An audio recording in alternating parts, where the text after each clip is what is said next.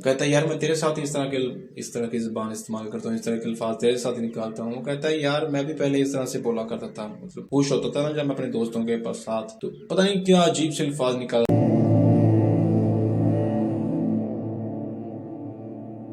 ایک دفعہ کا ذکر ہے کہ ایک لڑکا کام سے واپس آ رہا ہوتا ہے، اچھا روپے پیسہ ہوتا ہے اس کے پاس، ٹھیک کام ہوتا ہے اس کا، راستے میں اس کا دوست مل جاتا ہے، تو وہ اپنے دوست کو دور سے آواز لگاتا ہے، اوے ادھر آ یار۔ وہ اس کے پاس ہوتا ہے، وہ کیا حال ہے، رف لینگویج استعمال کرتا ہے، رف زبان، بےہودہ سے زبان استعمال کرتا ہے۔ ان کے پاس ایک اور لڑکا کھڑا ہوتا ہے جو ان سے زیادہ عمر کا ہوتا ہے۔ خیر وہ جو لڑکا جو اس کو ملتا ہے وہ اس کو کچھ کہتا نہیں، اس کو کہتا ہے ہاں کیا حال ہے، ٹھیک ہے۔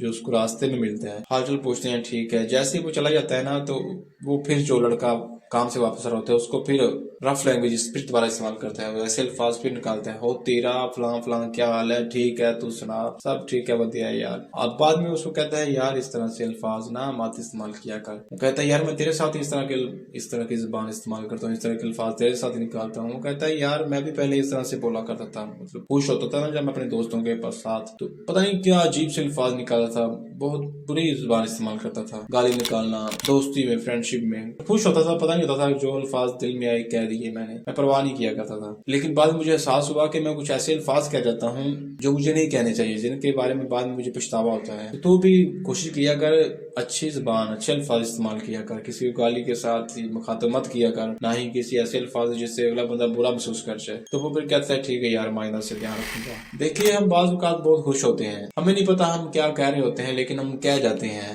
بنا سوچے سمجھے، بنا الفاظ کا چناؤ کیے ہم اپنی بات کہہ دیتے ہیں، دوسرے کو جو کچھ کہنا ہے اس کو کہہ دیتے ہیں، لیکن ہم نہیں سوچتے کہ ان الفاظ کا اثر کیا ہوگا۔ ہم نے تو اپنی زبان سے ادا کر دیے، اب یہ الفاظ دوسرے انسان کے دل پر، دماغ پر جا کر کس طرح سے اثر کریں گے، وہ اسی وقت ریئیکٹ کرے گا، اسی وقت ان کا رد عمل دکھائے گا، یا بعد میں آنے والے وقت میں، یا پھر ان کو جذب کر کے اپنے اندر ہی جذب کر لے گا، اور جو اس کا رویہ ہے وہ ہمارے ساتھ آنے والے وقت میں تبدیل ہو جائے گا، جس طرح سے ہمیں پہلے ملتا ہے دوبارہ پھر وہ ہمیں اس طرح سے نہیں ملے گا۔ ہم اس بات پر ذرا سا بھی غور نہیں کرتے، بس ہم کہہ دیتے ہیں ہم خوشی ہیں یا غمگین ہیں، ہم سوچتے نہیں بعض اوقات، اور الفاظ کہہ دیتے ہیں۔ دوسروں پر ان کا کیا اثر ہوگا یا نہیں ہوگا، کیا سوچیں گے کیا نہیں سوچیں گے، ہم ذرا بھی پرواہ نہیں کرتے۔ تو ایسا نہیں ہونا چاہیے یار۔ ہر انسان کا دل دماغ ہوتا ہے، ہر انسان ہی بعض اوقات، ہر ایک بندہ ہر وقت ایک طرح کے حالات میں نہیں ہوتا، ایک طرح کے موڈ میں نہیں ہوتا۔ بعض اوقات وہ غلط بات سننے کے لیے تیار نہیں ہوتا، اور بعض اوقات وہ خوشی والی بات سننے کے لیے تیار نہیں ہوتا۔ تو ہمیں تو نہیں نہ پتا ہوتا کہ وہ کس حالات میں ہے، کس موڈ میں ہے۔ ہمیں احتیاط کرنا چاہیے اپنے الفاظ کی ادائیگی کرتے ہوئے، الفاظ کا چناؤ